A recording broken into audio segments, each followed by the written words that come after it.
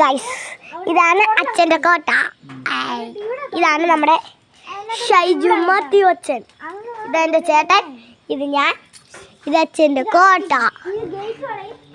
ഇത് നിർമ്മലാനന്ദച്ചൻ്റെയാണ്. ഇതെല്ലാം ഈ പള്ളിയെല്ലാം നമ്മുടേതാണ്.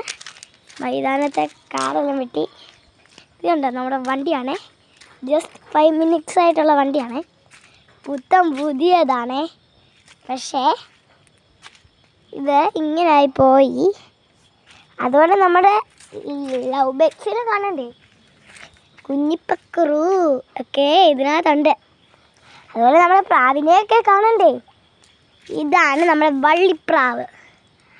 വള്ളിയെല്ലാം കെട്ടി നല്ല സുന്ദര കുട്ടപ്പനാകും. അതുപോലെ ഇതൊക്കെ നമ്മുടെ കോട്ടയാണ്. കോട്ട അത് നമ്മുടെ ഷെഡ് കോട്ട. ഇവിടെ ഒരു അച്ഛൻ്റെ പട്ടിക്കുട്ടിയുണ്ട്. പട്ടിക്കുട്ടി അവളുടെ അടുത്ത് പോയാൽ അവൾ ചാടിക്കടിക്കാൻ വരും. ഇത്രയും പറഞ്ഞുകൊണ്ട് ഞാൻ നിർത്തും.